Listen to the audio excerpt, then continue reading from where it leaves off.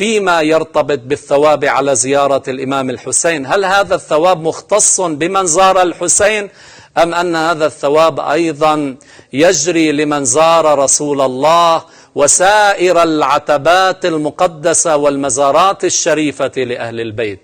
وفي مقام الجواب عندما نرجع إلى الروايات تحدثت عن أن هذا الثواب ثابت لكل الأئمة، ثابت لرسول الله ولأهل بيته عليهم السلام بدون استثناء.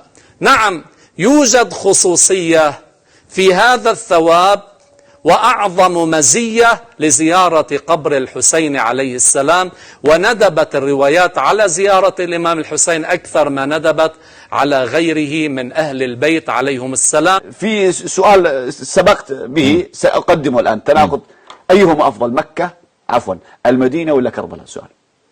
لا، المفروض عند الشيعة، سؤالي عند الشيعة المدينة النبوية ولا كربلاء؟ كربلاء. ليش كربلاء؟ سؤال. عشان فيها جسد الحسين. والمدينة فيها جسد من؟ صلى الله عليه وسلم، سيدة. أيهما أفضل، الحسين ولا النبي عليه الصلاة والسلام؟ ده إذا كانت القياس هكذا السؤال، يعني إذا كانوا بيقيسوا طهارة المكان وقداسته ممن يدفن فيه، فالمدينة على أي حال فيها سيد أهل البيت، سيد الأولين والآخرين. وضحت الفكرة.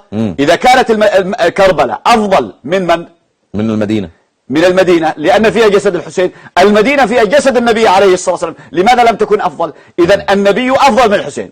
نعم، فهمت الآن؟ وهو مدفون في المدينة، فلم يجعلوا المدينة أفضل من مكة. لكن سؤال، قبل أن من متى قدست ومتى فضلت كربلاء؟ متى فضلت؟ بعد قتل الحسين ولا قبله؟ المفروض بعد قتل الحسين.